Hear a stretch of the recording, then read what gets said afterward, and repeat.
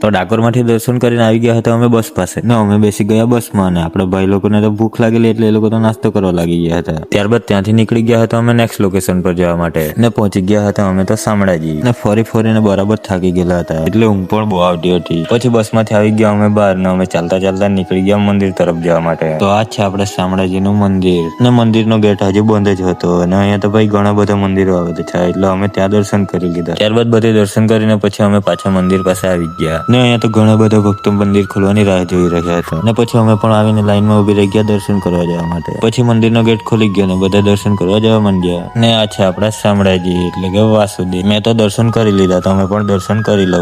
ત્યારબાદ મંદિરમાંથી દર્શન કરીને અમે આવી ગયા હતા બહાર ને આ મંદિર માત્ર 30 મિનિટ માટે જ ખોલવામાં આવે છે. તો એનું કારણ શું છે તે તમને ખબર હોય તો કોમેન્ટમાં જણાવી દેજો. પછી ત્યાંથી આવી ગયા હતા અમે હોટલમાં જમવા. જમીને પછી નીકળી ગયા હતા અમે નેક્સ્ટ લોકેશન પર જવા માટે ને અમે પહોંચી ગયા હતા ખેડ બ્રહ્મા. પછી ત્યાં દર્શન કરી લીધા ને પછી આવી ગયા અમે બસ પાસે ને બસમાં બેસીને પછી અમે નીકળી ગયા અને હવે જવાના હતા અમે કોટેશ્વર ને રસ્તે સુંદર નજારો જોતા અમે જતા હતા ને અહીંયાના રસ્તા તો પહાડોના વચ્ચેથી બનાવવામાં આવ્યા છે એટલે ચારે બાજુ નજર મારે તો આપણને પહાડ જ દેખાય છે. અને ફાઇનલી અમે પહોંચી ગયા હતા કોટેશ્વર ને અહીંયા તો પથ્થરોથી સુંદર મૂર્તિઓ બનાવેલી હતી તો તમે પણ જોઈ લો આ મૂર્તિઓ. ને પછી અમે પહોંચી ગયા હતા મંદિર પાસે અને અહીંયા તો રસ્તામાં ઘણા બધા વાંદરાઓ બેસી રહેલા હતા. પછી અમે આવી ગયા મંદિરમાં દર્શન કરવા અને આ છે કોટેશ્વર મહાદેવ ને આ છે કોટેશ્વર મહાદેવનું મંદિર. ત્યારબાદ દર્શન કરીને અમે નીચે જતા હતા અને અહીંયા તો રસ્તામાં ઘણા બધા વાંદરાઓ મસ્તી કરવા લાગી રહેલા હતા. તો ચાલો આજના માટે આટલું જ. મળીએ આપણે વિડીયોના પાર્ટ 3 માં. તો પાર્ટ 3 જોવાનું તમે ભૂલતા નહીં.